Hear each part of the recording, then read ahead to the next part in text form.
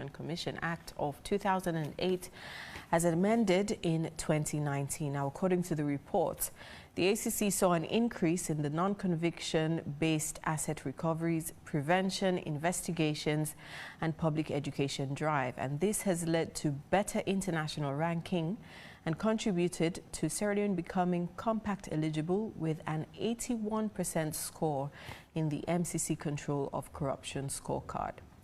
Now, the country now sits at 117 out of 180 countries in the Corruption Perception Index by Transparency International. But despite a seemingly positive appraisal by the ACC on the status of corruption in the year under review, that's 2020, there seems to be missing sustainable systems of transparency and accountability in many government ministries, departments, and agencies, and the political will to implement consequences for failure to comply.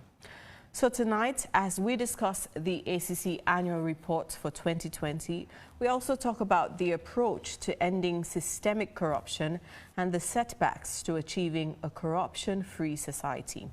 I'm Antonia Howard, and this is AYV on Sunday.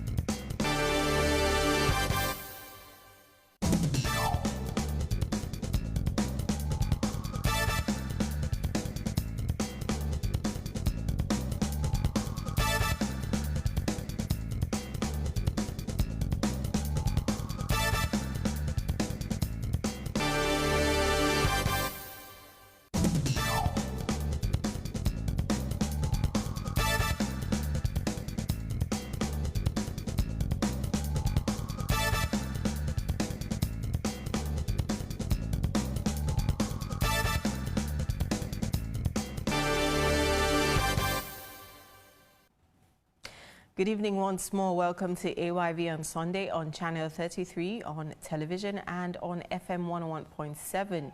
You can catch us on the radio. Now, talking about the 2020 ACC annual report, this evening with me I have in the studio Charles Kef-Kobai, who is the Executive Director for Forward Sierra Leone, Edward Bankolo Kuruma, Programs Manager for Transparency International, and Abubakar Toure, the Deputy Director of Public Education and Outreach for the Anti-Corruption Commission. Good evening to all three of you. Good evening. Pleasure. Right. Now, and to you watching or listening, remember you can make your contributions to the program by commenting on our Facebook page. You'll find us on the Africa Young Voices Media Empire Facebook page, and we will take your messages, questions as we move along with the program this evening. Good morning once more. Thank you for coming to AYV on Sunday. Right, I'm sure I wouldn't even start with Abubakar on the report, but I'm sure both of you have read the report and have formed opinions on what the ACC has done for the year 2020. So before we go into the discussion, if you could just share with me what your overall view of the report is. We can start with Kef. Thank you very much. I went through the key table content. And because the report is bulky, 74 pages, so I was not able to go through all because I had only a day to this program. But I looked at the key areas. I looked under the forward. I looked under the prosecutions. I looked on the employment, the recruitment, you know. But by and large, on the whole, the report is a forward-looking report. The ACC seems to be going in the right direction, although there are still some pitfalls that they need to cover. But I want to say also congratulations to them for doing a marvelous job in addressing and combating corruption in our country.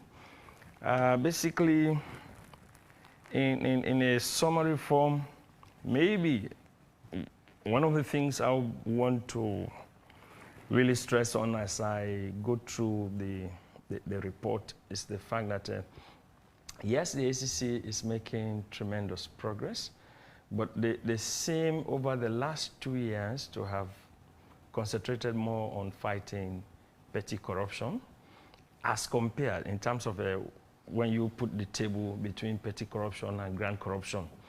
And yes, we know our country has been plagued with corruption at every strata of the society.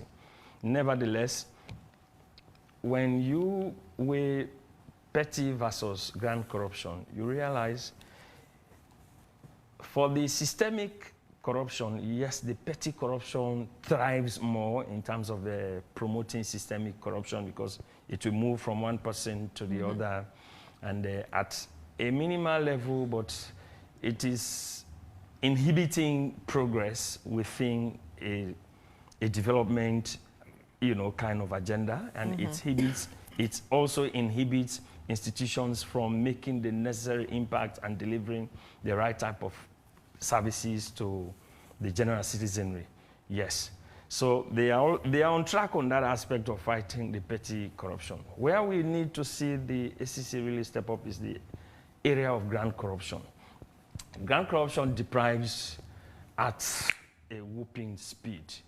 And so if we don't stop grand corruption, even when you get the systemic systems right to address petty corruption, if people sit at the echelon of authority and they have access to huge budget allocations and they are not able to administer over those budgets allocated to them, and then for any missing allocation, you are also depriving hundreds and thousands of people who could have benefited from services that could have been harnessed from that allocation that you have just wasted or has gone down the drain. Right. So these are some of the things I look forward to seeing the ACC also concentrate on. But honestly, they are doing a marvelous job, and they seem to be working as a team, because this is where many a time people do not look at. You only see the head of the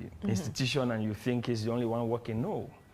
Without working as a team, the head will not be able to make the impact that he's making. Right. So for me, it's an institutional thing. I'll dove my hat to the entire team of the ACC, not only looking at the leadership, because if the middle level and the bottom level of that management is not upright, they are not right up to the task, the top management will not be able to really score the kind of successes that they've scored. So for me, it's a kudos to the team as a whole. Yeah. And what about you, Edward? For me also, I would like to join my colleague to congratulate the Anti-Corruption Commission, for bringing out this report in a timely manner in the first place.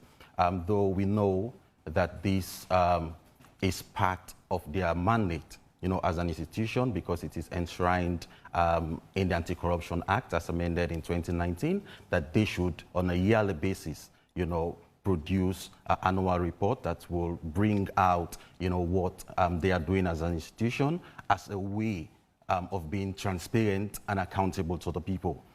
So bringing out this report at this point in time, I want to say kudos to the Anti-Corruption.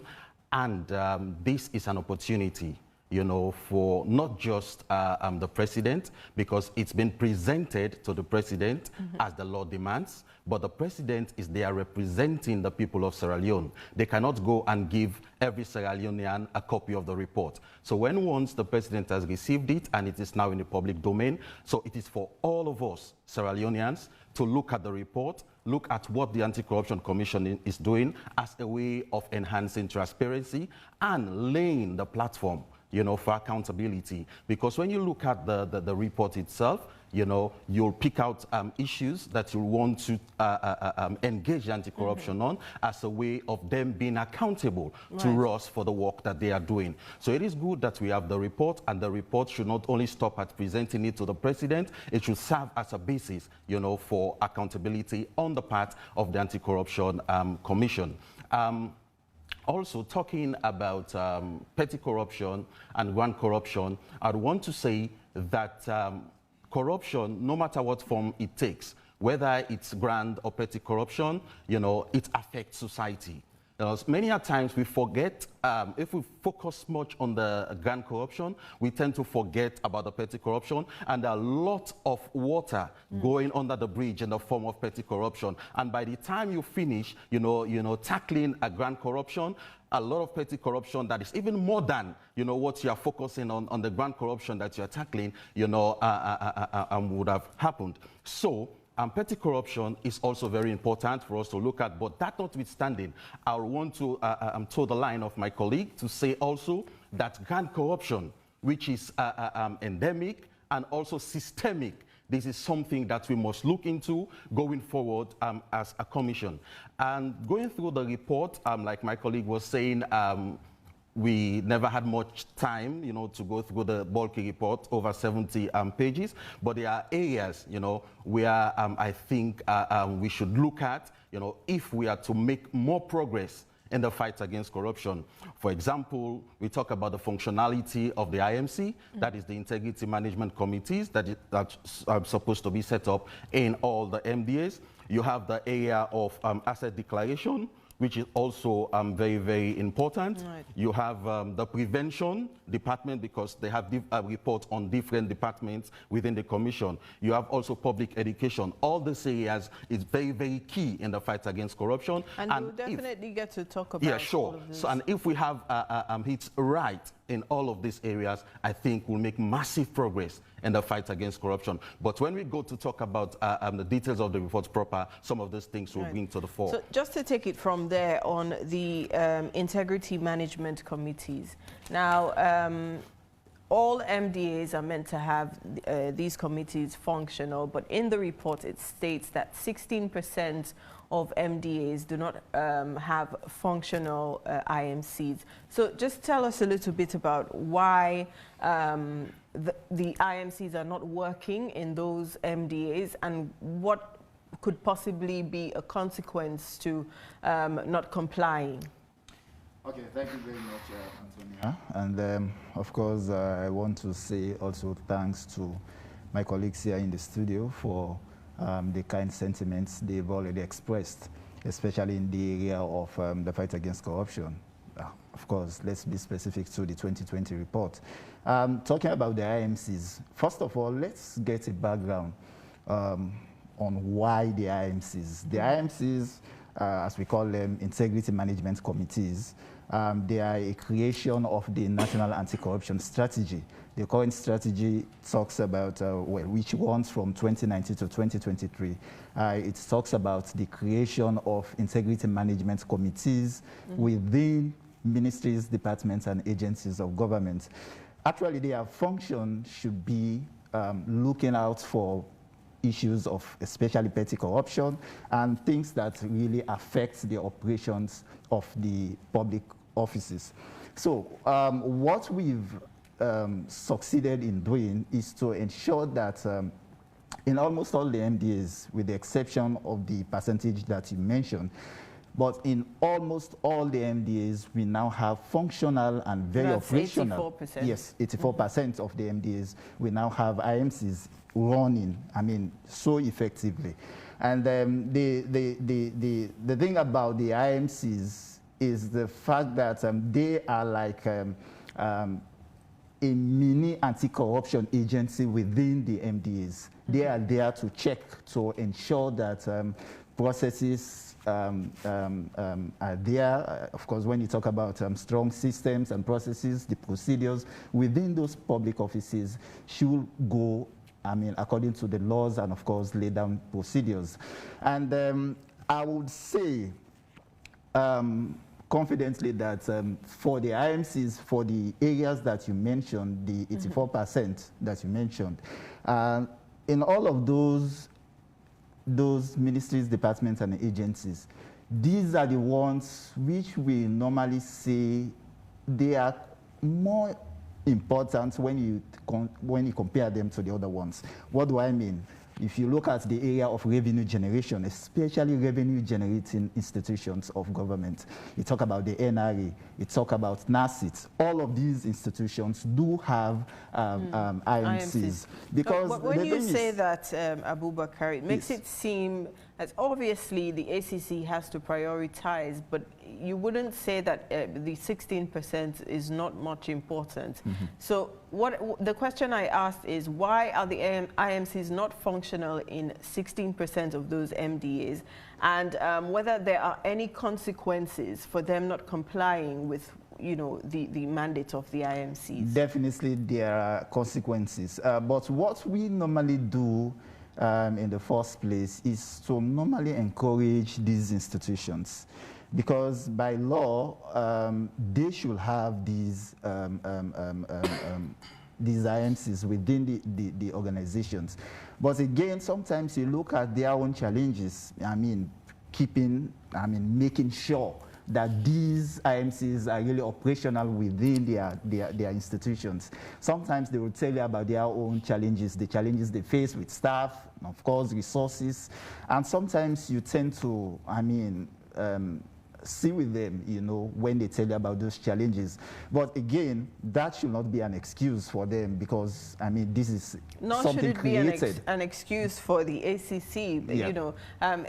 You're talking about, showing some understanding with these MDAs to sort of relate with why they cannot have the IMCs functional. But if this is a mandate which should be fulfilled by law, then again it begs the question as to what the political will is to implement consequences for those who are failing to comply. No. Well, the thing is, the creation of IMCs is something that started just a short while ago, and definitely we cannot have 100% compliance rate, in all institutions. But again, as I said, the main focus and what we are really putting much more attention on is the area of revenue generating institutions, because these are the institutions that provide funds and of course resources for the government, for the state. So this is our own interest. Our attention focuses rightly on those institutions. It does not mean that we do not put our attention to the other areas. But again, as I told you, sometimes the institutions will tell you about their own challenges. You go to certain offices, you look at the whole institution, you just find people, less than 20 staff running that institution. And sometimes when they come and tell you about some of these challenges, you tend to understand with them. But again, the good thing is we have a very effective department, secretariat, which coordinates the activities of the IMCs at the ACC, which is the National Anti-Corruption Strategy Secretariat. What they normally do is to constantly engage some of these institutions, tell them about the need for them to have these setups within their institutions. And for me, I think looking at the fact that this thing started a short while ago, and now we have 84 compliance rate. I think this is something very good for the institution. What do you say, Edward? Yeah, Tonya, let me just correct something here. From the report that we have, that the 2020 report, we did not entirely look at all the MDAs that are supposed to have IMCs. So the 84% we are talking about is not the MDAs in entirety.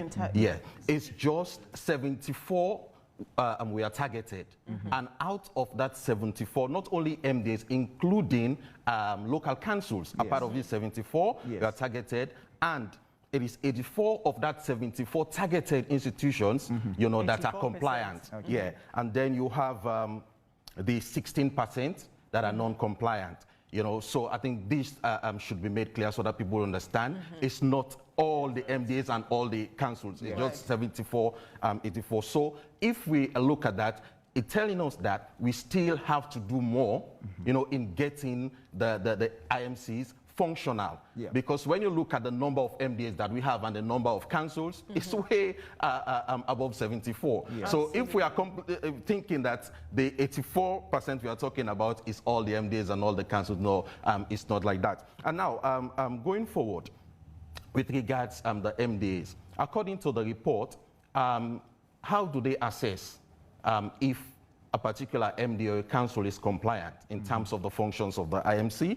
You know, they ask for minutes of their meetings as IMCs, you know, when they produce that one, and then report of their activities as IMCs. And once that one is produced, then that shows that they are compliant. Because the one that are non-compliant did not produce any minutes of their meetings, neither do they produce reports of their activities. But I think if we want to assess the activity of the IMCs in terms of achieving the objective of the formulation of the IMCs in terms of curbing corruption within their institutions, we should go further to look at what the IMCs have been doing in terms of getting their institutions to implement the recommendations of maybe systems review if it has been done in that institution. Because when they do the systems review, they identify gaps that will create room for corruption.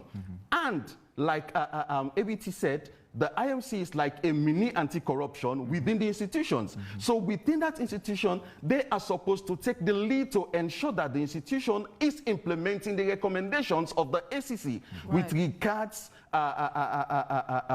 their functions and the systems review and the recommendations that they made. So if we see the institution making progress in terms of implementing the recommendations of the ACC from the systems review, then we say we are making progress in the fight against corruption with regards the effectiveness of the IMC. So that is something that we need to look at, do more systems review, and get the IMCs not only to go and look at minutes of their meetings and look at reports of their activities, because everybody can produce minutes of meetings, produce reports of activity. Maybe the activity was not done. But if looking at the recommendation, what has been that, you can go and see things that have been done in line with the recommendations of the anti-corruption from the systems review.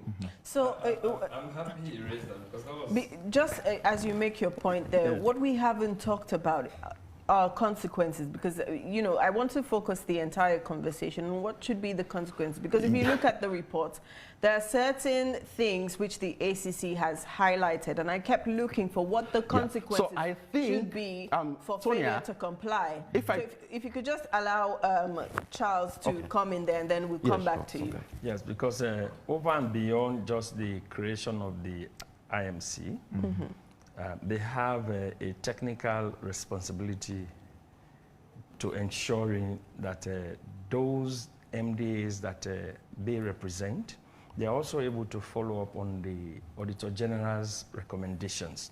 Because every MDA that is audited, there is a recommendation for that MDA. And if you look at the intelligence aspect of the report, many of the cases that the ACC undertook in terms of investigating them and making recommendations, opinion as to which one should be charged to court, which one should be held in view, which one should be completed in terms of paying back monies behind closed doors. They're supposed to look at the Auditor General's recommendations, just like my brother said, making sure that those lapses that have been identified in the Auditor General's report, which gives the basis to ACC also mounting an investigation and even consequently charging those matters to court, before you allowing the ACC to look at all this, can you put your own house in order? Making sure that those systems that have been reviewed, you are following up on the systems within your own MDA in your sector, taking on board the Auditor General's recommendations so that these recommendations are being addressed as an institution, so that coming in the following year, the auditor will come back and look at your work and say, yes, you have done X and Z, and this institution is making progress in the terms of accountability, in terms of transparency, in terms of adhering to procurement processes. Because these are all the key things that the ACC will also probe into, that once they find out that, yes, they have a case at hand, then they'll be able to charge those matters to court. But the IMC really need to do a whole lot of work beyond just sitting at meetings and then developing minutes of those meetings that they have. And because they now know if the ACC comes in, they only look at our minutes, you look at what we've been doing, without recourse to what you are created for. Have you achieved the underlying fundamentals of your being? Because if those underlying fundamentals of your being are not addressed, just like my brother said, it means we have still not achieved the set out objective of the IMCs. Right. And so we will not be making progress. We would have a report that is as fantastic as this, but then you go back to institutions, the very underlying and underpinning problems that we had over the years, you still find those issues show their ugly heads in those institutions. And so maybe going forward, from the perspective of civil society, we recommend that in your next undertaking with those institutions, make sure the IMC is really targeted at what much have you done based on the objective of why you were created. Right. So that those issues are really delved into and they are addressed for the good of the institutions themselves and then for the good of the general citizenry. Because if they up their game, they will be able to deliver services aptly, you know. And today, just like my brother said, the husband of my nanny was like telling me, he was recounting his encounter with a police officer when he went off to drop off my children to school. And the police had to stop him, a female police. And then the woman left him with another constable. She went for like 4 hours. 4 hours without saying anything to him. But then, by then I was up country, so he did not bother to call me. Interestingly, the constable waited, and so he said, okay, can we go to the police station? They both drove off. At St. John roundabout, they saw this woman who had initially arrested my driver. And so the woman said, okay, let's all go together to the station. Once they arrived at the police station, he was handed over to another gentleman in the police station, and they said, you are to pay 50,000. He begged to give them 40,000. They said, no, here you pay 50. For what crime exactly? I'm not too clear. According to him, there's no sign, and really that's the fact, there's no sign moving before 10 o'clock stopping you from using Savage Street, going upward to St. Anthony. Naturally, in traffic, the traffic rule says there should be a traffic signboard that will tell you, stop, this is not the way for you to go. Or but there's no sign. Right. And this is a one-way track. So this is the unfortunate situation. The police always believe that everybody behind the steering should be able to know that this is the law that exists at this moment. Even if the law was changed overnight, they expect you to understand that that's the law. So they will never warn you for first-time default. And which is the bad side of the Sierra Leone police. You're not only there to apprehend people, sometimes you correct people as long as it is a minor situation. Right. Warn the person and tell him, okay, don't do it this way, next time. That's how in advanced country they do. So, but then, he went ahead, he paid the 50,000, and so I asked him, did they give you a receipt for the 50,000 you paid? And then he said, but uncle, for what? I said, no, they should give you a receipt with the Sierra Leone police official stamp. If that is not given to you, there is a bribe. It's a bribe. They refuse to take the bribe on the street because they think people will see them. So they now take you to their police station. Still, they ask you to offer the bribe. And he gave them the 50,000. So I told him, if you had called me, I would have just said to you, wait at the station, I'm calling the ACC. I have several people in the ACC that I will call to inform them. My driver is at the Central Police. He's been asked to pay 50,000. Can you just send somebody to monitor the transaction between him and the Australian police? This is also very interesting because earlier you made reference, both of you made reference to, petty corruption as against, grand corruption. And we'll soon get to talk about that. But now as we try to, close the conversation on the IMCs, Edward wanted to make a point on what their functionality should be. And I'm still asking the question about the consequences. Yeah. Because if someone is not complying to what the law says, then the law should have a way of reminding them that they should comply. There should be consequences for failure to comply. Yeah. I just wanted to come in, in response to the point you've just made with regard to the consequences if they fail to comply, that is the IMCs. And ABT, was unable to clearly pinpoint, what the consequence could be. And I think the reason for that is because the establishment of the IMC is within the National Anti-Corruption Strategy, which is a roadmap, of our fight against corruption in Sierra Leone. And with regards to that arrangement, there is, for now, as far as I know, there is no laid down consequences with regards the IMC if they fail, to perform as required. So going forward, our position, as civil society working on corruption issues is for the Anti-Corruption Commission, to go back on that because it's very, very important because the IMCs are very, very key in the fight against corruption within the institutions, So it's high time we try to put some things in place, as a kind of consequence if the IMCs fail to perform as required. But we also, look at the asset declaration, which is something the ACC Before this, can I just respond to the area of the IMCs? Yes. In the responding, well, my colleagues here spoke about the area that sometimes when we go to monitor those IMCs, we only look out for minutes of last meetings. That is not always the case. In fact, it is civil society organizations that do the monitoring. We do not go to those institutions to monitor them. So that is why sometimes we employ the services of civil society organizations to go out there and do the monitoring. And you spoke about minutes. Minutes is just one of the things that they normally look out for.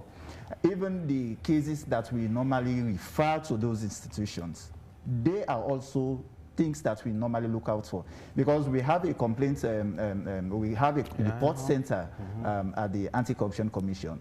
When they receive reports, there are certain reports which we think, the institutions themselves can best handle some of those reports. So what we do, we refer those cases to those institutions, and it is the responsibilities of the IMCs, especially the focal persons, to ensure that those matters are handled. And sometimes when we go to those institutions, especially the civil society organizations doing the monitoring, those are the things that they ask for. They look at the cases that have been referred to a particular institution. They ask them, how far have you gone in addressing some of these cases? So those are some of the things that we normally look out for. But and just as you mentioned that, I just wonder again what happens when reports are made to the ACC, and as I saw in the report, some reports you then take back to the institutions against whom the reports have been made. Yes. What happens in that situation? Do you also leave it to them and give them the responsibility to handle whatever report has been made against them? We do follow up, and in fact, we have a complaints review committee within the ACC. It is made up of very senior officials of the organization. In fact, the head of the complaints review committee is the director of investigations at the ACC. So what we normally do, there are certain cases which, when you look at them, it is very difficult for you to say, okay, let's investigate this case, or let's do systems review. And sometimes some of those cases we think, based on the deliberations, done by the complaints review committee, we think that the best people to to handle those cases is the institutions themselves. For example, let's say, for example, there is a case from NACIT, for example, about non-payment of be it benefits or pension. I mean, sometimes you look at those institutions, those cases, those kind of cases, you won't say you should institute an investigation. So the best thing to do is to refer those cases again to NACIT, to look at them, find out why this pension to this person has not yet been paid. And definitely, it's not just about sending them to the institution, but we do follow-up. I mean, to see how far they've gone with the cases that are referred to them. And definitely, most times, they always get back to us to give us updates on how far they've gone with those cases referred. All right, Kev? One may want to know, how far do you allow them to look into those cases and then being able to address them? Because there should be a cutoff point, so that they just don't drag it on, and the problem still remains. Yes. That's one. Two, there should be another independent eye to look at them, since you have now referred those matters to them to handle. There should be, since you work with civil society, if you can just have a kind of a mechanism that, okay, can you go back and monitor to follow through on those institutions? These are the benchmarks we've given them, that from point A to point B, it should take 2 weeks or 3 weeks for them to be able to handle. Point B to Z, for example, it should be 1 month or 2 months period. So follow up on this and then report back to us, the ACC. So that at the end of the day, if they are falling behind the time, you'll be able to swiftly pick it up and query necessarily. Why have you not addressed this within the given time? Then you'll be able to know, is it as a result of negligence, or it is as a result of lack of capacity for them to be able to address the issue, or it is another underlying corruption that is even limiting them from addressing the problem. Then the ACC will now be able to say, okay, then this we're coming in for an investigation. Okay. So these are some of the things we recommend. Probably the area that we've probably never done before is the involvement of civil society. I mean, in all of this. But what we normally do, I mean, the time frame we give them is not eternal. It's more like we just send the cases and you can handle them at whatever time you want to handle them. What we do when we send those cases is to make sure that, like, we give them like 1 week or 2 weeks period, then we do follow up. And it is the committee members themselves that go to those institutions, ask them, how far have you gone with the cases that we refer to you? Because sometimes, as you said, when you send those cases, people will just tend to just put them in their corner or cupboard and tend to forget about them. But what we do is to remind them, and even sometimes call in on the leadership of the institution to ensure that they act upon those cases. So, and of course, many a time we normally get very good responses from those institutions. Right. I was asking earlier about the asset declaration. Now, when you look at the table in the report, there seems to be a much higher non-compliance with the asset declaration forms in the Western area. And for this one, I am certain that there are clear consequences for not complying. You can be suspended as a public officer, or your salary can be withheld until you comply. So if you look at the numbers, you have about 13,000 which were not returned.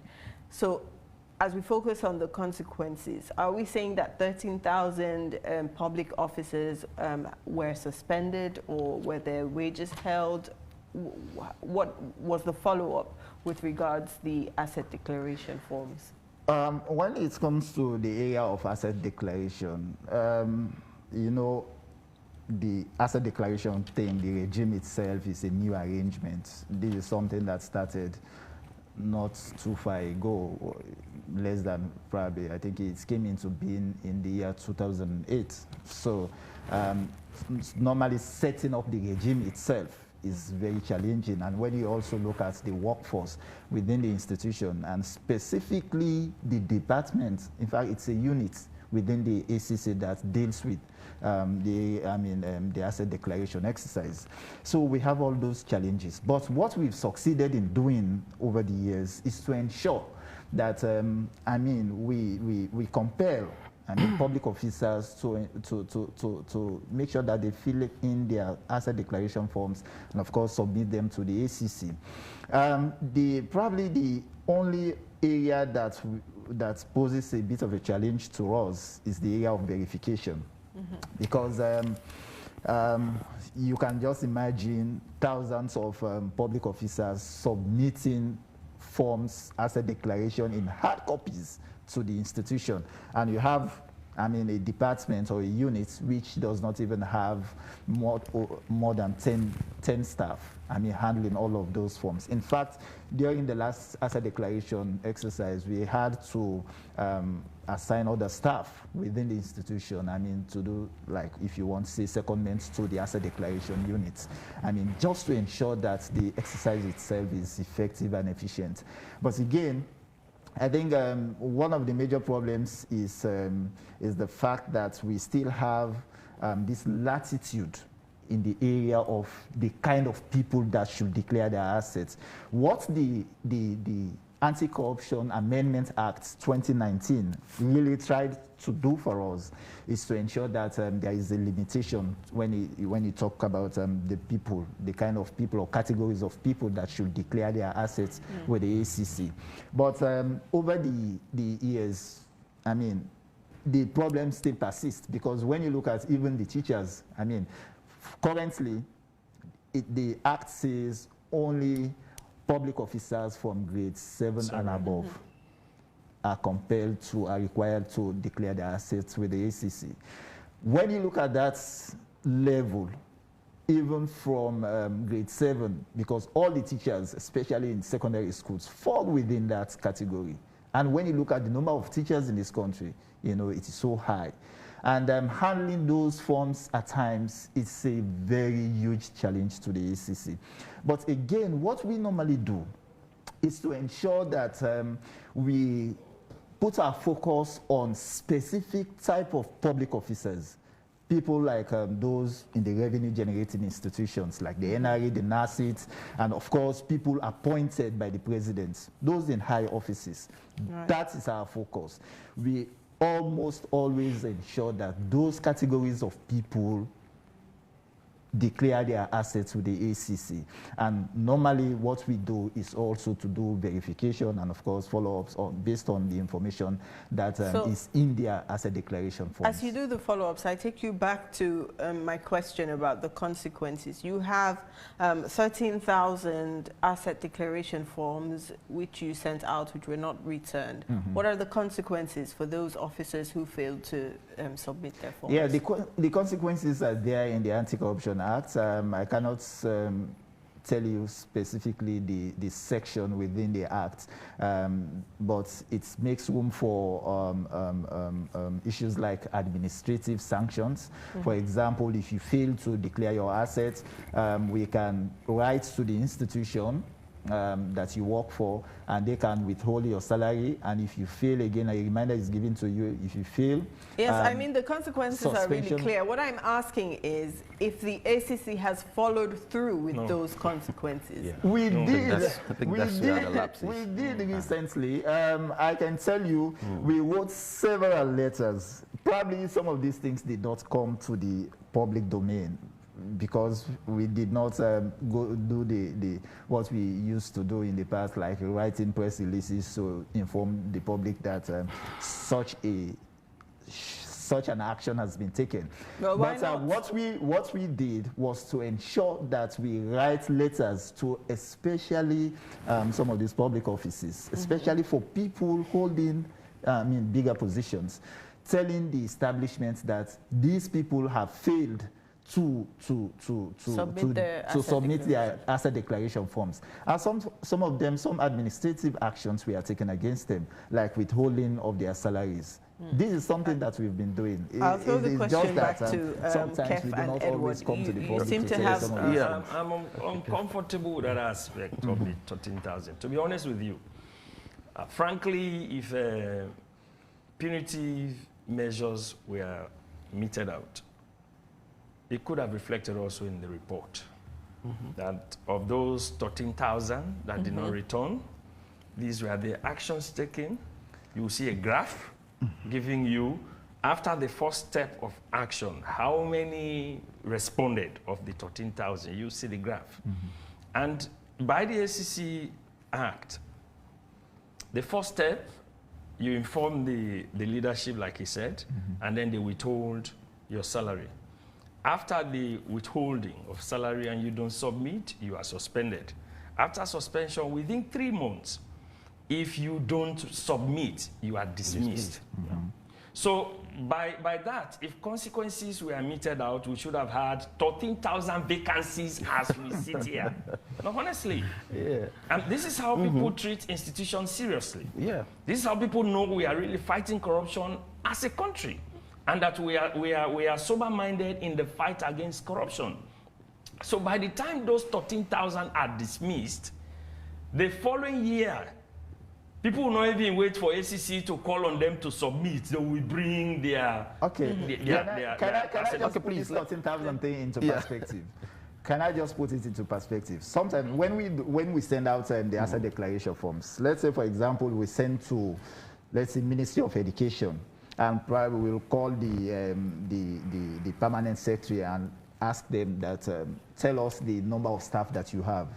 They will tell us that, okay, we have 1,000 staff. So normally what we do is to send them like 1,200 copies to ensure that the asset declaration forms are sufficient for the ministry.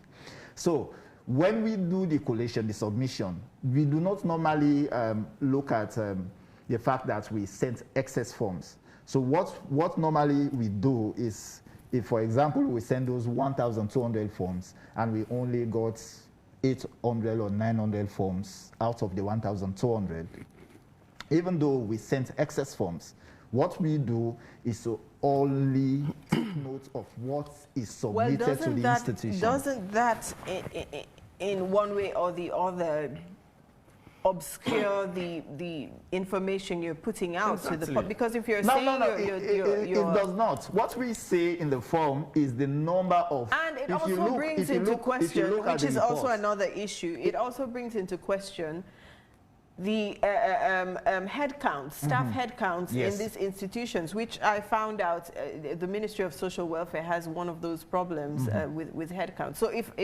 the head of an institution is telling you, we have 50 people working for us, send 50 forms, and then they bring back 30 forms, it tells you not 50 people are working in this institution.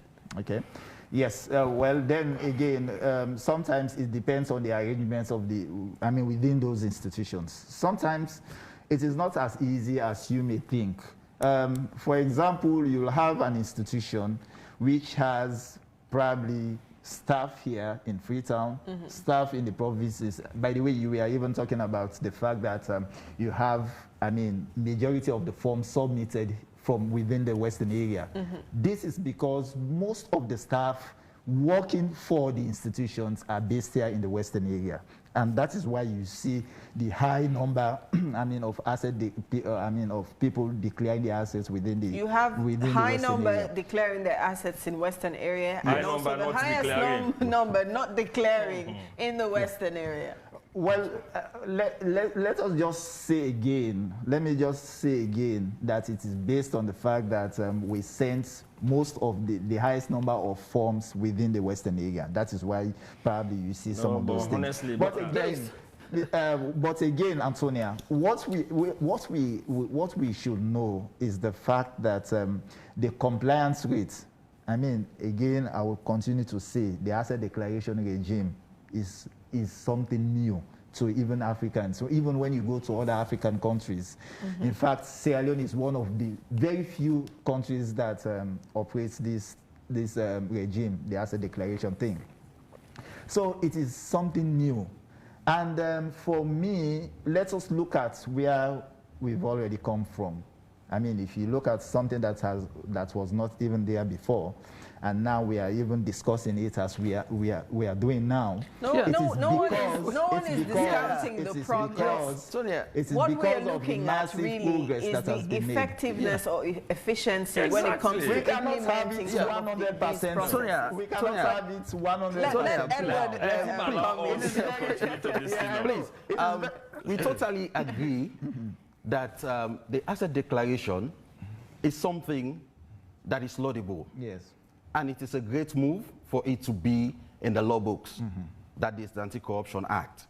Okay, so if we are going to implement this one, let's forget about other countries that do not even have it. Yeah. But we do have it because corruption is something that is really eating up, you know, our development as a country. That's why we think it's necessary for it to be there. Yeah. And if it's there, it should be implemented effectively. You see, this thing about the carrot and the stick approach is good, but giving too much carrot, you know, results to problem. So there are times we need to bring in the stick. That is why they say in Creole, kill dog na dog yai, make dog no say die day. But because we are not really, you know, we are not really bringing in these measures, you know, that is why some people do not really take it seriously. Because it is there in section 1225, where it stated all the measures that could be taken. And according to the law, you should not even write to the institution. If somebody is defaulting in terms of declaration of assets, the commissioner should write to the human resource department. That's what we've been doing. I just told you this. Yeah, no, but in your presentations, like you write to the institution, like cajoling them. Human resource, you know, it's a body. Yes, those two authorities. So you tell them after 1 month, you know, this person could be reminded. So the HRM after 1 month, the person should be suspended, and after 3 months, the person should be dismissed. And also, if we are looking at the number, right, in 2019, you say you have 17,212 that declared. And then in 2020, we have 25,919 that declared. Yes, we are making progress, 48% increase, according to the report. But if we look at 25,919 as against the total number of public, we know that we have a lot to do. Get there, yes. And then coming to an area that is very important, you know, ABT says maybe because of manpower, you know, they are not doing much in that area, which is the area of verification. That is one of the key ingredients of the asset declaration. Yes. Okay. So if you miss out in that one, there is no sense, right, in having the asset declaration. Okay. You know, so you need to verify. If somebody declares, it is done after 2 years, right? Yes, yes. For now, it's 2 years. So if somebody declares, we should have time, we should have the manpower, let the government know, right, that you need people to work in this particular area. That is why the political will, you know, we say is there. So if the political will is there in terms of fighting corruption, let it be demonstrated in terms of providing you with the necessary resources that you need, you know, to carry out your function effectively. More so in this area of asset declaration, which is very, very key if we get it right in terms of fighting corruption. Yes, for the different excuses my brother posed. They are not excuses. No, I'm just saying from an informed point of please. view. Sometimes when you are talking, we allow you to talk. Give us chance so that people that are viewing us will be able also to benefit from the discussion. Yes. The point is, 2008 to now is 13 years. For me, it's not a new thing. It's not a new thing. The fact that as a country we set ourselves to do the asset declaration means we were prepared for it. We understood the challenges it will bring, but then we said we are challenging ourselves as a country, as a people, that we are going to do it and we'll get it right. 13 years down the line, we must have been able to learn so many lessons from this process of And asset that's what declaration. we've been doing. And so, in learning of those lessons, we should also be prepared to take giant steps away from those lessons learned, so that we don't repeat those errors of the past. But this is where, for me, I'm really not comfortable as yet. So, because 13,000, that's a challenge. It's a slap on the face of the ACC in terms of the asset declaration, that people are testing the pulse of the ACC's strength. Okay. How far could the ACC go to really put to test the provisions of their act? Because if you are aware of the fact that if you fail to submit your asset declaration, you have consequences. They know. All public officials are aware of the consequences failure to submit your asset declaration form.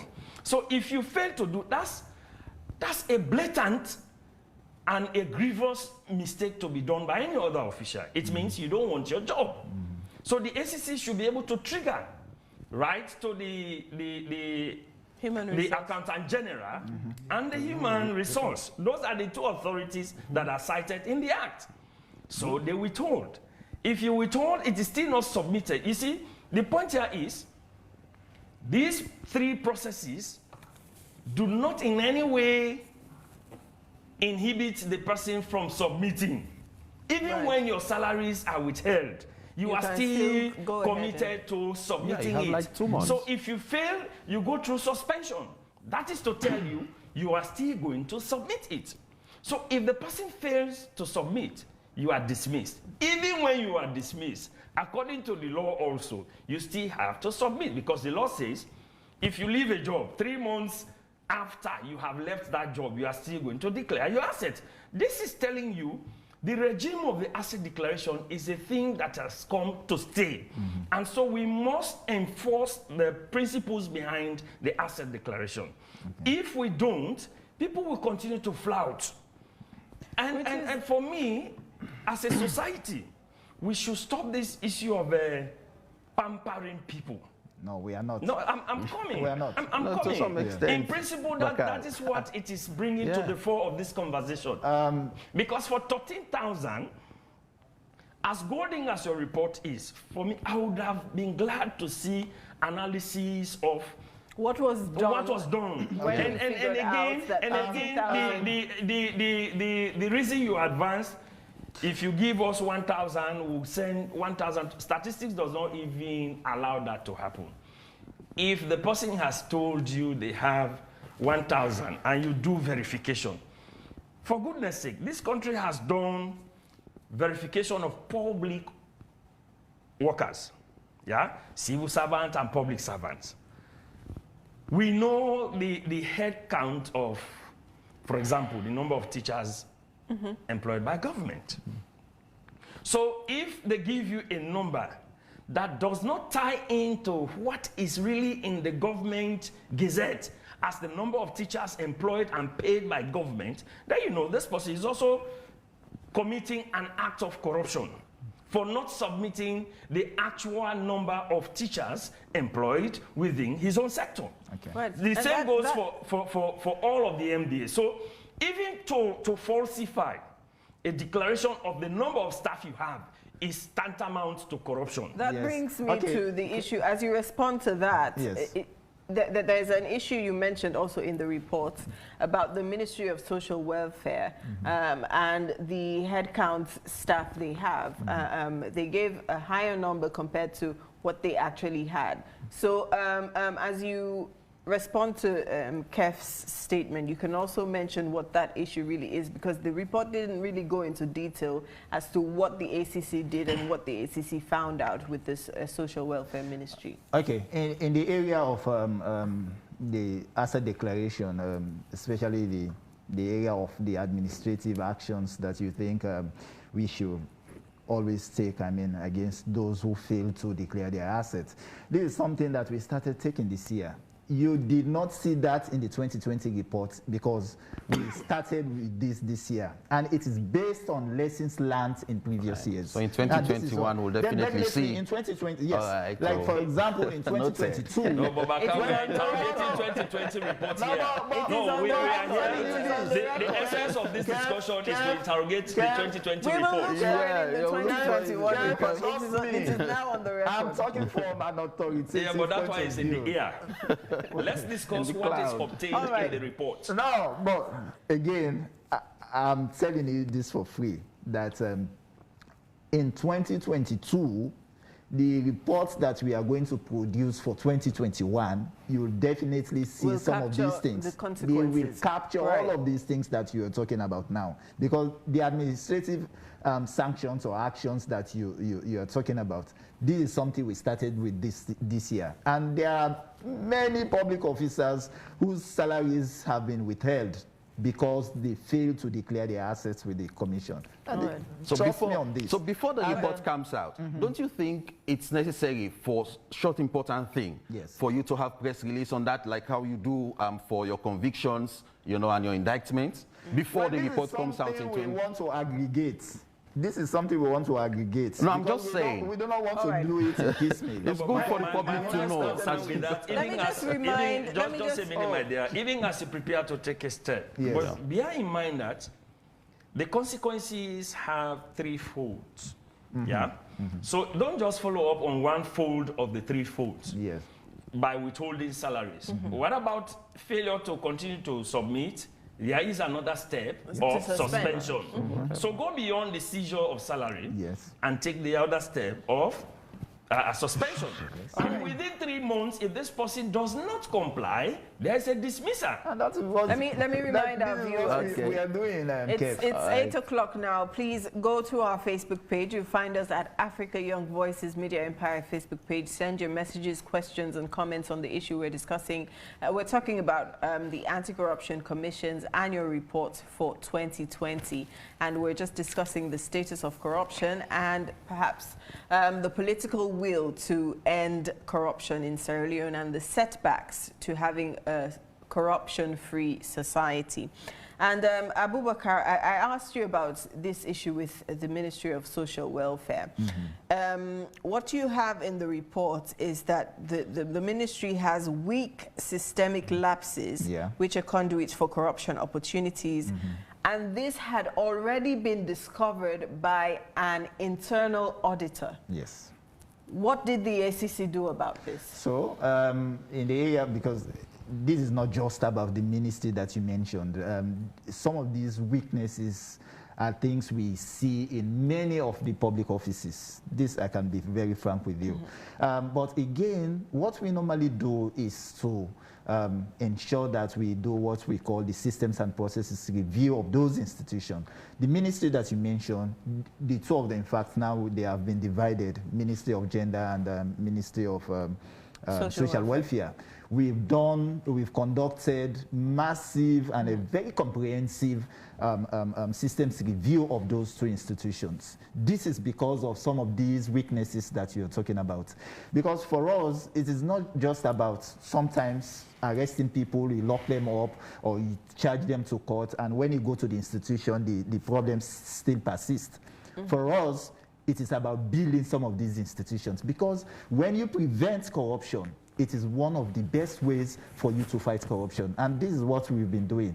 The Ministry of Social Welfare, we identified some of these weaknesses. So that was why the prevention department of the commission went in and made sure that they conducted a comprehensive systems and processes review of the institution. And now I think, for now, I think they are really better off. And not just them, even the other institutions where we conducted the systems and processes review. The report also details that, you know, some records were not kept for some financial transactions. Yes. But at the end of it all, it says it found no instances of corruption. So I'm wondering, what exactly is corruption then? If transactions or financial records are not kept of certain transactions, and they have you know, these systemic problems, and yet you say there is no corruption in the institution, then I would want to know what corruption is. I won't say, well, sometimes it is just, as we say, it is just based on the weak systems that are in the institution. For example, if you say, let's say a public institution wants to procure a box of pens, sometimes what they do is to just, withdraw the funds from the institution's account and go to the shop and buy the pens. What they won't do is to probably put out what the National Procurement Authority normally says, you make bids, and of course you announce for bidders to bid in, for contractors to bid in for that contract. This is something that some of these institutions don't do. Sometimes they go to those shops, they buy these pens, they do not even ask for invoices and receipts. It does not mean that the funds were misappropriated. It does not mean that the funds were eaten. But this is all based on assumption, because if someone has not provided records of where they bought the pens or a receipt to show even the amounts they bought the pens, how are you certain that this person is not himself a pen seller and is just supplying the institution with the pens and keeping the money for himself? These are some of the problems. And so for us as an institution, from the ACC point of view, we think the best way to do it is to ensure that we build the systems. We conduct the systems and processes review that we are talking about now. Because the systems and processes review is to go into those institutions, look out for some of these weaknesses that we are talking about. Sometimes people, for example, they will dispense fuel. They'll say, for example, the permanent secretary should have, 30 liters every week. But there is no policy to show that this is what the permanent secretary should have. And this is why when we go to those institutions, it's to make sure that all of these policies are put in place. Because if they are absent, it gives a very big ground for discretion and if I could just throw the question over to Edward and Kev. Some of these institutions have existed long ago, some even before the ACC was set up. Exactly. And sometimes it seems as if the absence or lack of systems is a deliberate ploy to cover up, corrupt practices. And if the ACC is playing a soft hand when it comes to... No, we are not soft. We are not playing that hand. Antonia.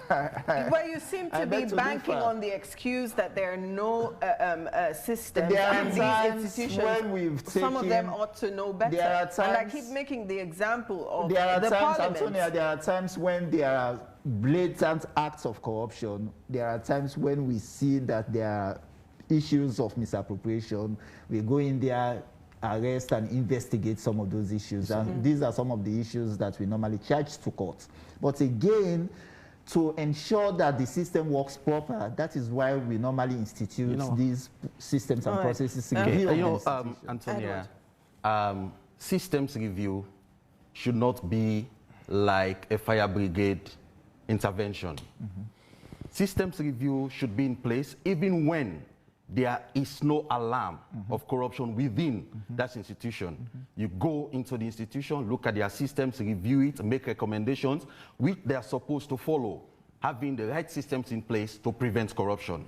But if there is an issue, let's say from the Auditor General's report, of misappropriation of resources with regards institution not providing receipts of things that they claim that they purchased, that has gone beyond the call for systems review, because this is an act of corruption, presumably. So you should go in there to investigate that. But in terms of systems review, not when there is that red flag from the, let's say, the Auditor General, So I think the systems review should be done even when there has been no red flag. Yes. So more resources, the ACC needs to gather more resources, get more manpower on the ground, and then review as many MDAs not to wait until they get the red flag. When you get the red flag, then the ACC should swing into action in terms of bringing out the corrupt people, you know, prosecuting, indicting and prosecuting. And talking about these institutions have been there even before the ACC came into existence, and yet still we are talking about systems are not in place.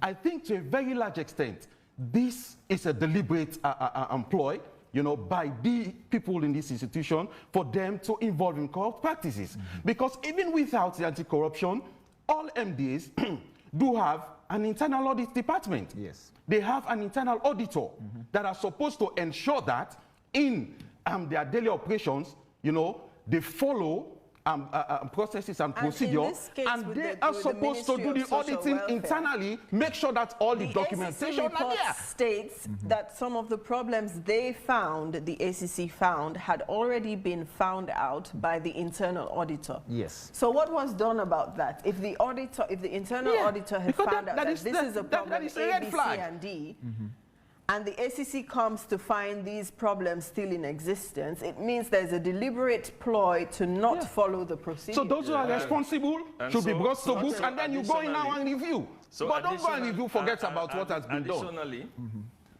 for me, some of these institutions are as old as the independence of Sierra Leone.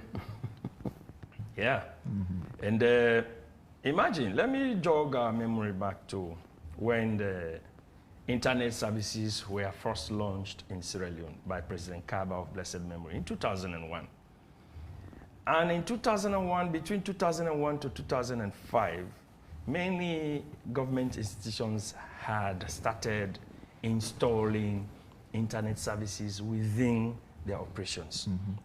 That shows you 20 years or some 15 years down the line, they should have come of age in making sure that those systems have been internalized within their structures, which could have also grown over years to making them be positioned in a way to address all of these lapses that they still have, and they use them as a defense to flouting processes and procedures.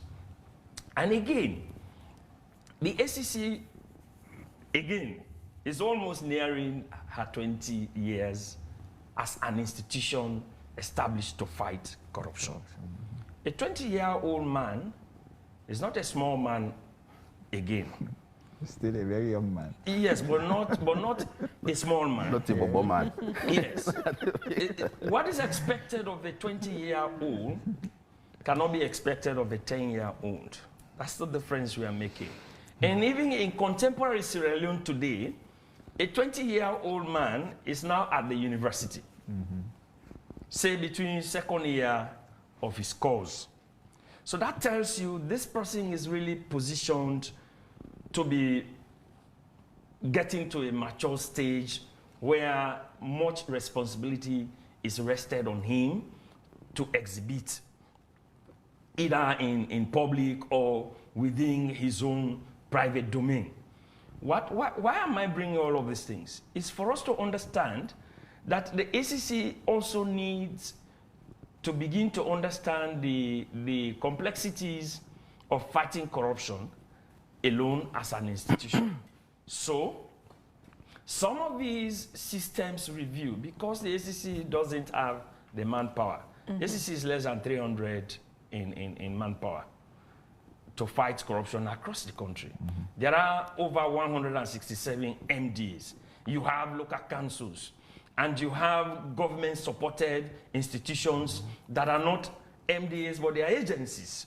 So all of these, the ACC alone cannot fight with the manpower they have. So there are some of these fights you can outsource to credible institutions to be able to roll out. Like setting up of systems review, you really don't need the ACC to be able to champion it directly. So they can outsource that to an institution that is credible, that will be able to go through all of the, now you give the timeline to that institution. If it is a company you are now outsourcing to, this company knows there's a TOR to be met. So the ACC will only be monitoring the implementation of the TOR, making sure that this company is on top of situation, to have those MDAs, for example, review all of their systems, and making sure the integrity aspect of those systems are also brought to speed. Because if systems lack integrity, no matter what you do, people will flout those systems. Right. So the integrity aspect of those systems, that is where also the IMC comes in. So that the IMC becomes handy in working conjointly with whatever company has been outsourced to do those systems review, to making sure that the side of the ACC's interest is well protected and those systems are reviewed, bearing in mind the integrity aspect of it. Right. So now for social welfare, the Ministry of Social Welfare, in the report it states, you know, they had systemic lapses. But another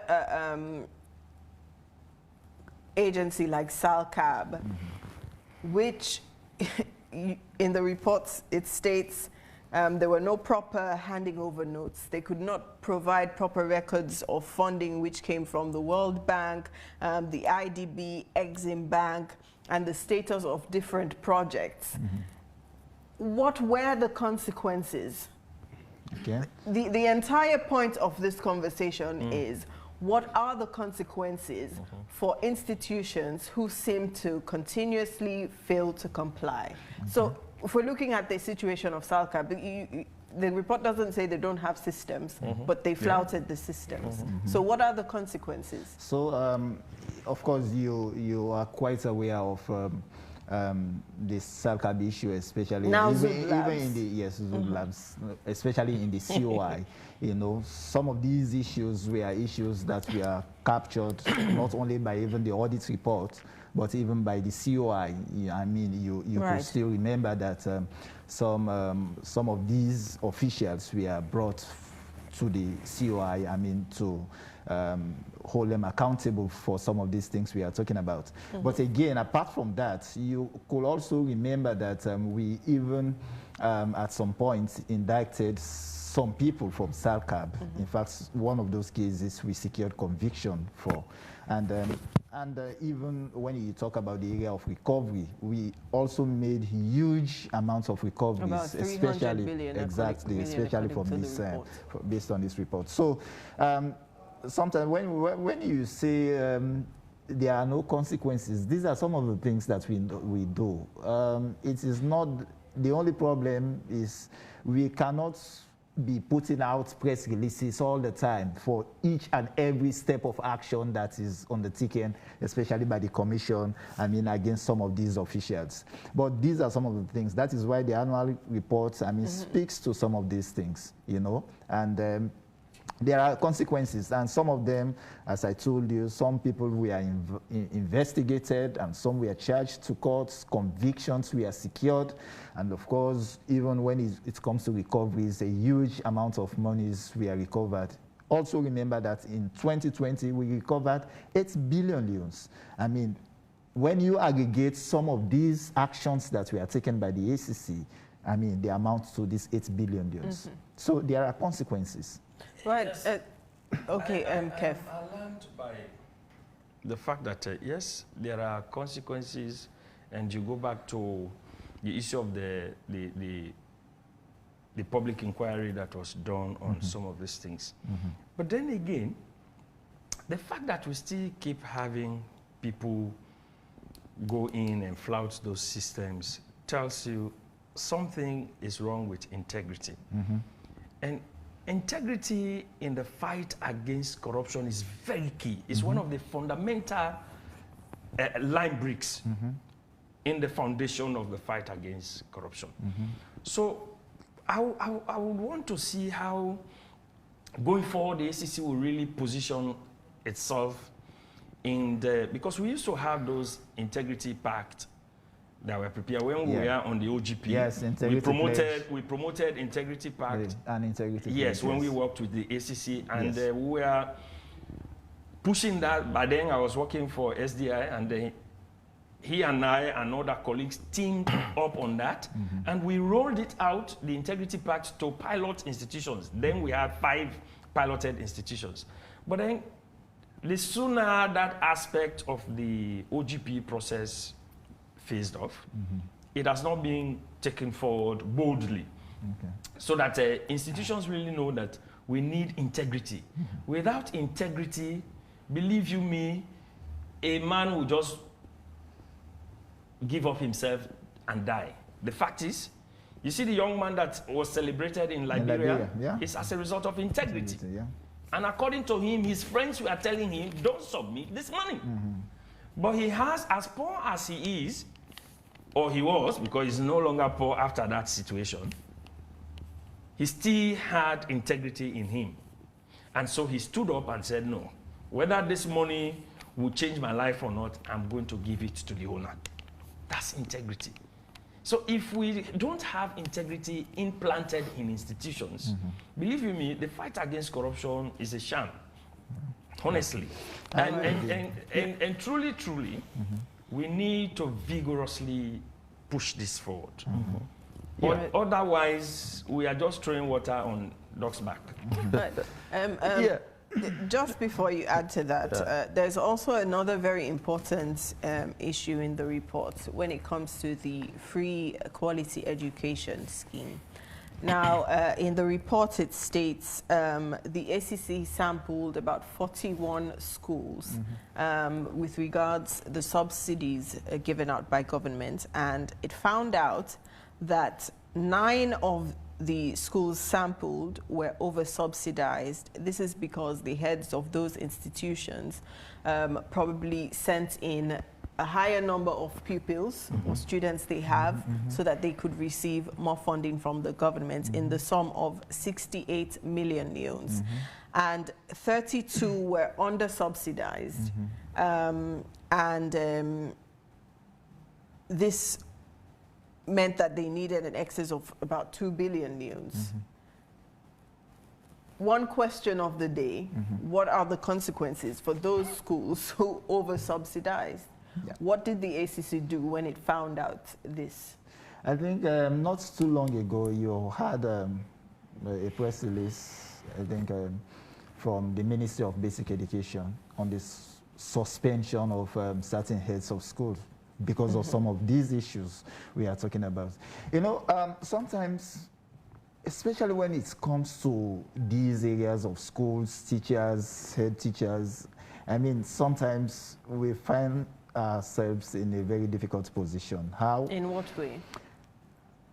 Of course, you could remember that many times there are times when we've investigated teachers, charged them to court, and sometimes the public will say, oh, na den teacher they no more na day after. But again, as Edward said earlier in the program, when you look at sometimes these petty corruption issues, when you aggregate them, sometimes you see the consequences that they are so severe and adverse, especially on the lives of the ordinary people.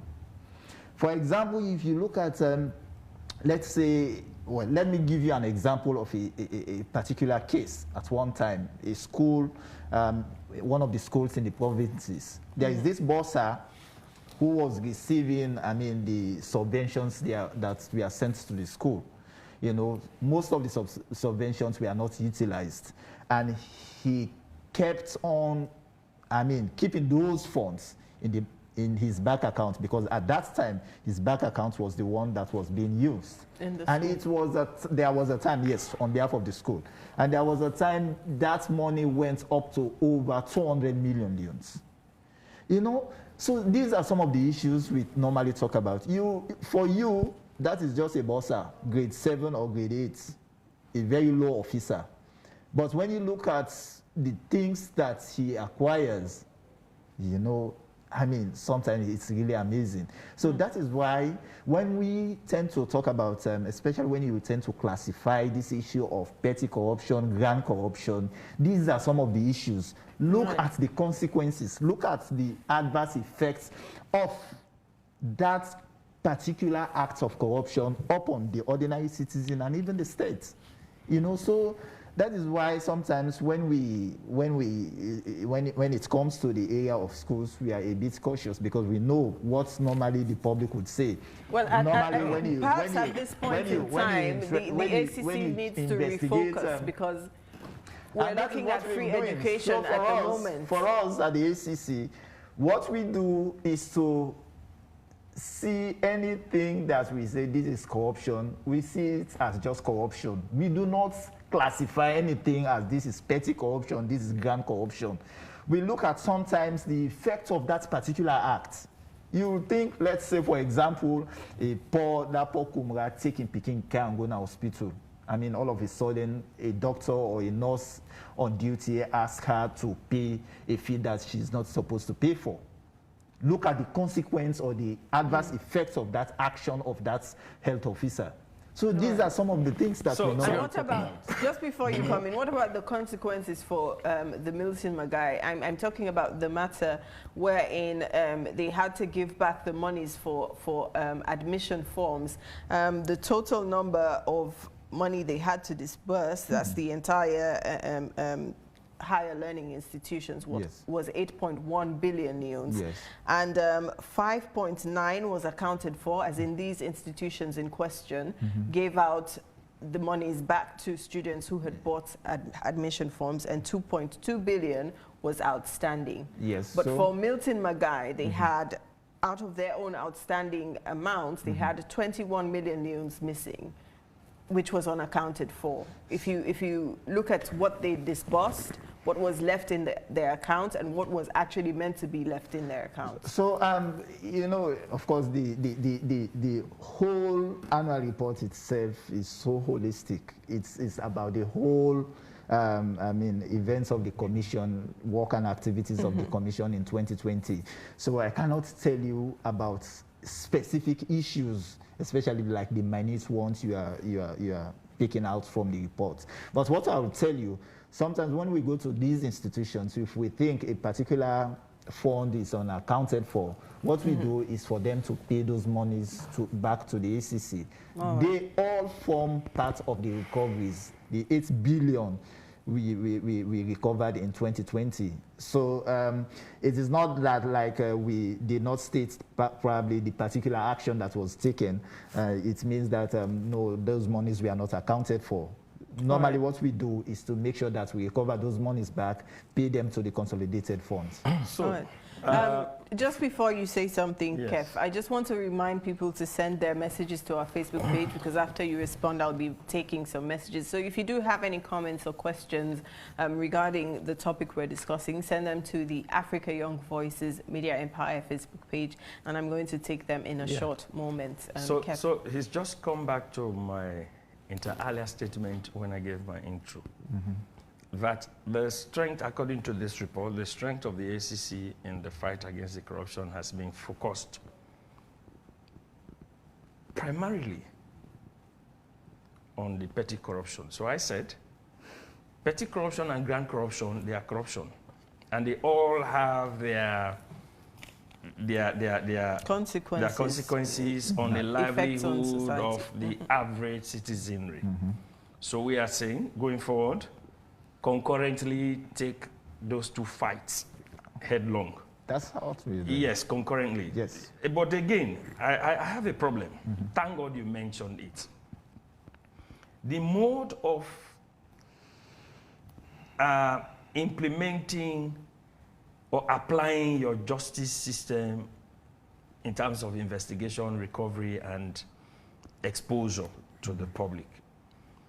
If the ACC is so bold to come out to prosecute and shame people involved in petty corruption, like teachers, the ACC should be bold as well to come out on grand corruption. This and this institution or this and this official was involved in this act of corruption. We have proven him. This is what. But then, what we see many a time on the grand corruption, people go and then they pay back. The public is not aware. That was why you had the hue and cry over the issue of the teachers. Because if you brought teachers down to country to shame them, on elections, on exams malpractice, what about those involved in grand corruption that have led to the death of under 5 children? They have not been named and shamed. So that's the comparison we are bringing. As civil society, we are concerned. Nobody should have leverage over the other in terms of the fight against corruption. If you corrupt, Mr. B is corrupt, you are both corrupt. Because there are consequences, your actions will lead to the society to have as a result of your own action of corruption. So we are saying, take this, and there should be no selective justice to be meted out. Right. If A is the principle to use for fighting corruption and exposing corrupt people, use it across the board. Edward, before I take the messages, talking about the grand and petty corruption again, I want to agree with Kev. You know, like I mentioned, both is very, very important. So we need to look at them squarely. So like you mentioned, that is what the commission is doing. But I bet you some time back, a commissioner, you know, the then commissioner was saying his own focus as a commissioner is on petty corruption. So it was very clear then that the focus of the ACC at that time was petty corruption. So it's like you are giving those involved in grand corruption a field day. That is why we see a lot of issues coming now on grand corruption, you know, from the Auditor General's report, from the Commission of Inquiry, you know, because that was clearly said. So going forward, like you said, you're on the right trajectory. So we need to take both, you know, seriously, whatever form it comes in. Definitely. Then, quickly, please. Talking about the issue of school fee subsidy, that is also something that is very, very critical and very, very thorny in terms of handling. There has been no clear direction before, you know, as to how to use school fee subsidies. So all these years that government has been paying school fee subsidies, there have been no policy on the use. But currently, the Ministry of Education, you know, is putting together, you know, a policy on the use of school fee subsidies. Let me tell you, Antonia, there was a time when we were doing a project on school fee subsidies, and when we go to the north, you know how people refer to it? They call it Sonsudi. There's a Timini word saying, give we make we eat. So it was something that people were saying, it's something that's been given to them, you know, for their personal use. Yes. So that's how they refer to school fee subsidies in the north. So you will see heads of schools, you know, taking money from people. But trust me, by the other money can give you, like it's meant for them to use. And then another thing about the school fee subsidy is that most of the time it's been paid late. And that is also an area that these heads of school use to bring corruption in the use of school fee subsidies. Because they will tell you, because the money came in late, so I had to credit from X, Y, and Z. But you will not see any document, you know, showing that they credited from so and so people. So when the money comes, they will take maybe 80 or 90% from it, say we get for pay so people. Where are the documents to show that you credited school materials from this and that? So at the end of the day, they will be left with something like maybe 5 or 10% to use for the school. So that has been a problem. So the issue of integrity, like you mentioned, is very, very key. And I think that should be the focus going forward, you know, of the public education department, you know, to educate people, public officials, and even Sierra Leoneans in general on the issue of integrity, because it's very, very key. When you are in your office, you know, you are there with your paper, with your pen. Nobody's there. The ACC is not there. It's you and God. But if you have integrity, you want to change 1 to 7, then some people will tell you, no, this is not the right thing to do. If you're somebody with integrity, then you will not do it. But if you lack integrity, you'll go on and change the 1 to 7, you know, or 1 to 10. You add the 0. I agree with you. That is why one of the shortest definitions of integrity like is 49 became 140. That is why one of the finest, for me, one of my finest definitions from you, I wanted to say, but one of the finest for me definitions of integrity is that one which says when you do something even if no one is watching, but you do it as if everybody is watching you. That is one of the best definitions, because integrity is something that is innate. You cannot manufacture it. If you don't have it, you don't have it. Right. So that is why sometimes systems and processes are there. That is why, yes, that is why we should have checks. Let's try to... Antonia, before the text messages, the area Kev was mentioning, the area of ensuring that the commission looks at both the area of petty and grand corruption. Of course, we have several cases of petty corruption, as you already stated. But even the area of grand corruption, as we say, we do not normally like to classify them as petty and grand. What we see is corruption. Also in that area, we've done massive work. Of course, you look at the area of people that we've investigated, the former director, the Director General of Maritime, Dr. Sarah Bendu, for example, Paul Suba Masakoi, even the NACOVAC issue, the Minister of Information issue.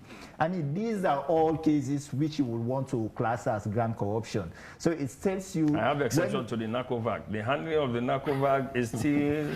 Well, probably because in fact they just put out a statement to say their expenditure is 300 billion yuans, and without any breakdown. They're getting a lot of questions as to how they came about that figure. But let's hear from our viewers on Facebook and see what they have to say about corruption.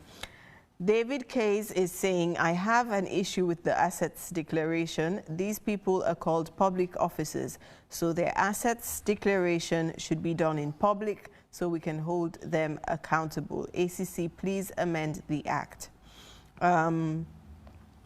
Freetown Bobo is saying officials don't want to declare their assets because they are corrupt. Richard F. Sandy is saying the ACC are on better footing to liberate this country. Kudos to the ACC team. Daniel Kagbo says, as for me as a citizen, I am not impressed with the work of the ACC because they never indict government officials as past governments did. We're hearing about massive corruption being levied against this administration. Michael Thomas is saying declaration of assets makes no difference whatsoever in Sierra Leone. Majority of public servants go into office with next to nothing. Give them 2 years and you see how much they will acquire. Mariama Masakoi says the issue of the lost rice and the misappropriated funds of COVID-19 will haunt the ACC boss tomorrow. These two cases will definitely be in the inquiry of the next government. This is a true revelation. The COVID-19 funds. Mariama Masakoi again, 49,000 bags of rice disappeared and the government is behaving as if nothing happened at all. We thought President Bio will do a good job, but oh no, a huge quantum of rice went into thin air and the ACC couldn't find the criminals and they couldn't find the rice. Yet they are shamelessly saying they're fighting corruption. Masaro Vashini says, this has nothing to do with the conversation, Vashini.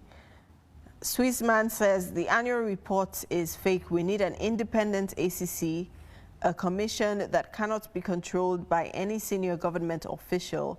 If we have an independent ACC, we will surely have legal justice, and by that, so people will stop corruption.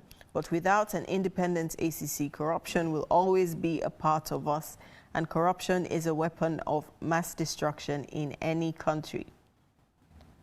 Boss LA is saying, if this country wants to minimize corruption, let the lawmakers, I mean parliamentarians, make a law for the issuing out of a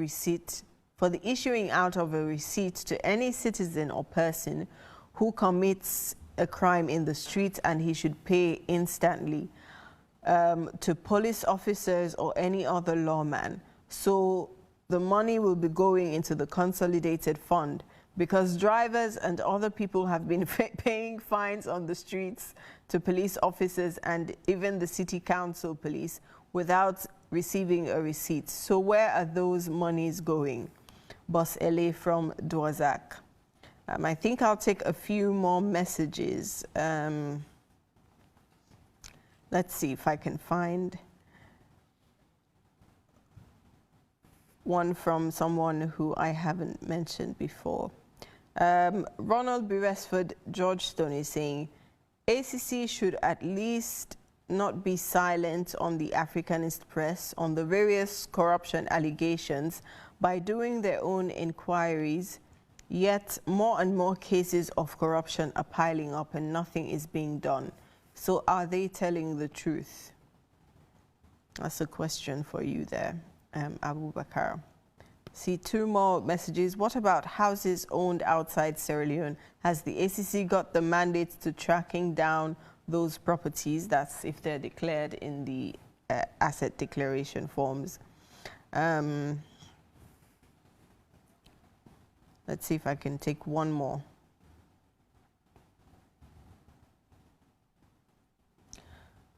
Samuel Melvin Jones is saying 49,000 bags of rice donated by China for school children got stolen and the ACC let the thieves walk free with arms akimbo. Is this a serious institution? ACC is only good at defending thieves. And I'll stop at that for now as we try to round up the conversation. You see, lots of people are asking questions about the rice issue, but this is not the focus of the conversation tonight. Tonight, we're looking at the ACC report and on a broader scale, what can be done to stop systemic corruption and what are the setbacks to having a corruption-free society. So if we could just start, maybe you want to respond to a few of the comments. And then the issue of the lost rice is not part of this conversation, but you already read out the text, so it presumes that I should respond to it. And of course, you definitely know the fact that we investigated that matter, and of course, it was charged to court. Of course, everybody knows the outcome of the matter. At that time, we asked for a trial by judge alone, because since the inception of the ACC, since the time powers we are given to the ACC for us to prosecute matters since 2008, we've never had any case. We've never had any case of a trial by jury, because we know the complex nature of anti-corruption matters. So that is why sometimes we normally ask for a trial by judge. But the Attorney General at that time refused to grant that. So that was why the case ended the way it did. And of course, the COVID-19, I mean, series of measures have already been taken, especially in the area of the audit report, which spoke about how funds for the COVID-19 response were managed. And definitely people know that there was this issue of the computers, the laptops. Those laptops were recovered. And of course, there was also an issue of the generator in Zimi. That also we went there and verified that, yes, the generator was there. And of course, there were also other interventions in the area of recoveries, where we made sure that people who we thought at that time that did not account for certain funds, we made sure that those funds were recovered from those people. And of course, there was even an indictment in that particular matter. The area of asset declaration, which many people tend to focus on, as we say, every year we learn our lessons based on, I mean, in the area of number of asset declarations forms that we are submitted to the ACC. So every year we review the work of the asset declaration unit to make it better every year. You mentioned something that is why, earlier about, you know, the number of staff being a challenge. Yes. So as we try to round up the conversation now, what are some of the challenges for the ACC in fighting or ending systemic corruption and, you know, making Sierra Leone a corruption-free society? That is one of the areas. Of course, you talk about the staff strength of the ACC. We are just about 200 across the country, and you can really imagine.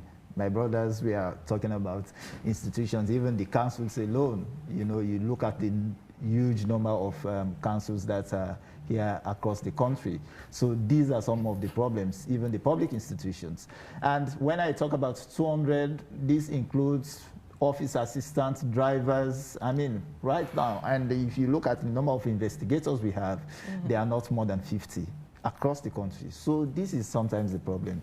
But again, even when you look at the area of resources, of course, the government is doing very well in making sure that they fully support the work and activities of the commission. But again, we have other things that we normally want to do. Look at our office building. You look at the accommodation, even within, I mean, at our Gloucester Street office, you know, it's not really work-friendly. So these are some of the problems. We have a office, I mean the proposed office at Star Hill, which we want to complete. Also, we are facing challenges. Also, of course, the government has made huge commitments. They've given us several billions of loans, but again, we need more money for that office to be completed. These are some of the challenges. But again, when you look at, I mean, amidst all of these challenges, you look also at the progress that we've made, especially as a commission. You look at the fact that in 2020, we were able to recover over 8 billion loans. I mean, you look at the area of conviction in the cases that we are sent to court, we have over 90% conviction rate. I mean, in the courts. You look at the area of even public education, prevention, even the next implementation of the, I mean, the implementation of the National Anti-Corruption Strategy, the strategy that we are currently using, you know. You look at all of those areas, and even you look at the scorecards. The MCC, for example, the Millennium Challenge Corporation, in 2020 was the year that we had 81%, which I will confidently say is unprecedented in this country. You look at the fact that also the Afrobarometer measured that corruption had reduced from 70 to 40% in 2020. So these are all the accolades, the goods and favorable statistics that are coming our way in this fight against corruption. So amidst all these challenges, but again, I can proudly say we have made massive gains in the area of the fight against corruption in this country. Yeah. Well, as we round up, I throw the question then over to Charles and Edward as to what, you know, Abubakar has said. There's definitely progress, and we see some amount of progress when it comes to the fight against corruption. But the issue of systemic corruption still exists. So what would you point to as key setbacks that we need to address when it comes to systemic corruption? And how can we achieve a corruption-free society? Okay, thank you very much, Antonia. But before I get to answer your question, I just want to respond to one of the guys that sent a message to your Facebook page, talking about the fact that the report is fake. You know, I want to appeal to all Sierra Leoneans that this report is there to promote transparency and accountability, telling you what the commission has been doing, and then you can use that one to hold them to account. To ask them questions, as to what you saw in the report. But even before looking at the report, you start branding the report as fake. I don't think that is the right approach. We all as Sierra Leoneans should contribute in the fight against corruption. This is also a way that we can contribute to put the Anti-Corruption Commission, like we are doing here, on their toes so that it could be very effective in terms of fighting corruption. Now, I'm talking about the way forward in the fight against corruption, because despite the progress that we are making, you know, we still see a lot of corruption going around. This is telling you that corruption is endemic in Sierra Leone. So even though we've been making this progress, but yet still we see corruption. There are 3 wheels in the fight against corruption. But many a times, when we talk about the wheels in the fight against corruption, our focus most of the time is the political wheel. You have 3 wheels in the fight against corruption, and if we have all those 3 wheels very effective, functioning properly, then we'll make greater progress in the fight against corruption. 1 is the political wheel, 2 is the institutional wheel, and then 3 is the people's will. Now, talking about the political will, most of the time in Sierra Leone, when we talk about the political will, people are just thinking that it is limited to the presidency or the president. So, but you will see President Bio being maybe one of the first person to declare his asset, and yet still, look at the report. You see how many people declared, how many people did not even declare. So, when you talk about political will, it goes beyond the president or the presidency to encompass all those in political offices.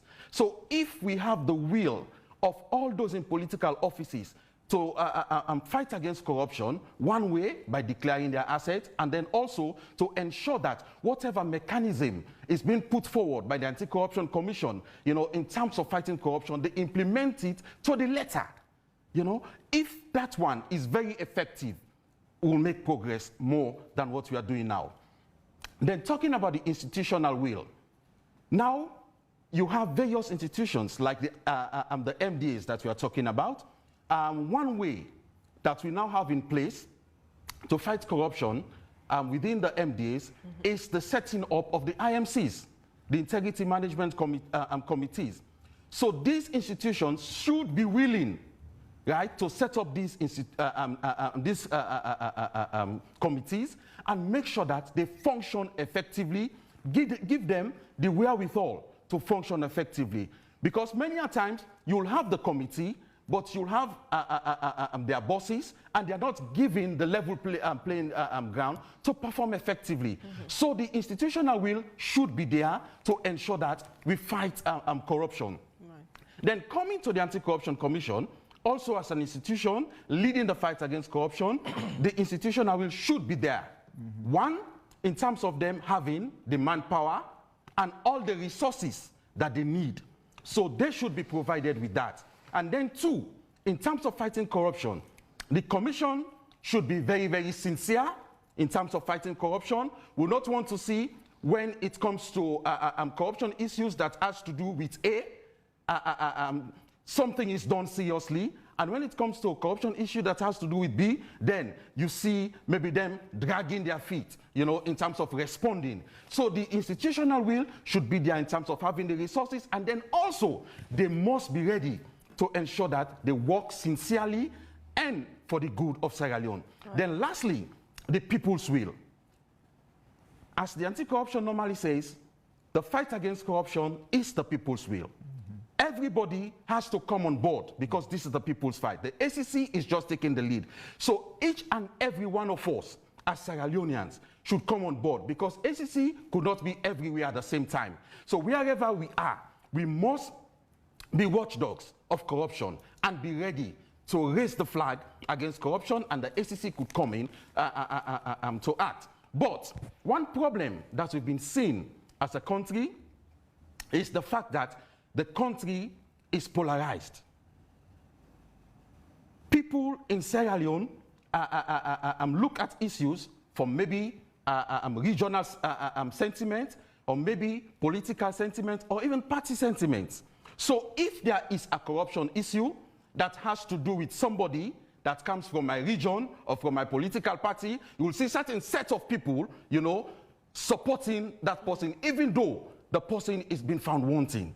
So as Sierra Leoneans, we must ensure that we think Sierra Leone, not our regions, not our political party, when it comes to fight against corruption. So if we have all of these, very effective, the political will, looking at all the ramifications, the people's will, and the institutional will, I think we'll be able to make positive and very strong strides in the fight against corruption. And yes, how do we make Sierra Leone corruption-free? One of the steps, when we, as a country, when we focus too much on the lawrence we make from the international side. The rankings. Yes, on the rankings. But then the average Sierra Leonean, my brother hit it well in his intro, on his submission. Corruption is still pervasive in Sierra Leone. Yeah? And so, if we score 81%, yet we see 1,000 and plus police officers take money bribe every day, that tells you Sierra Leone is still sick. Yeah? Corruption would have been reduced last year or by 40%. But again, today, the actions of public officials today will dramatically change that result of yesterday. If you see more people take bribe, more people in systemic corruption today, and even tomorrow, that result of 40% reduction in corruption changes entirely. So how do we fix that? So what we're trying to get one of the ways we fix it, I go back to fixing integrity. We need to go back to moral standards. When I grew up as a child, my father would tell me, this Kobai name you have, you are not the only Kobai. You have lots of brothers and sisters, cousins. There are uncles that bear this name. And because we carry this name as a royal family, your actions will have a telling effect, a devastating effect on the rest of the family. So you have to jealously guard the name and your own integrity. This is how we should learn to begin to breed our children. If you implant in them moral values, standards, what is not for you is not for you. Up to date, I struggle with it in my home. If my wife leaves a food that she had not told me, if you come, that food is for you, I don't eat it. I was brought up that way. This is not for you until it is said, Kev, this is your own, then you have it. So if we all learn that kind of character and attitude, we'll begin to imbibe the value of integrity. So you see public money as not yours, but money for the people. So you implement it. Lastly, the challenge we have had with the asset declaration, please, for goodness sake, let ACC push those institutions to go electronics. Fill your forms electronically. We now have the DSIT? DSDI. DSDI, they can help you out with those things. Some of these challenges that you have, there are now institutions established to handle them, liaise with them, partner with them, collaborate with them. This is why we call always for MDA collaborations. All right. So that you have corruption become, like my brother said, it is everybody's fight, and therefore all should be on deck in fighting it. Keep the good fight. For me, the report is forward-looking. Though there are issues, maybe we'll have another time to really come, because there are some things on the investigations that came up, right. the cases analysis we did not touch on. We'll really need to dissect those, yes, and then detail them for the understanding of the public as to why 32 were solved, why 40 this was not done. This is all we have time for. Unfortunately, the program has to come to an end, but thank you so much for being on the program, our guests who have given their time, and thanks to all of you who contributed in one way or the other to the production of the program. And if you sent in your comments or questions to our Facebook page, we thank you for being a part of the discussion. This has been AYV on Sunday. My name is Antonia Howard. Have a good night.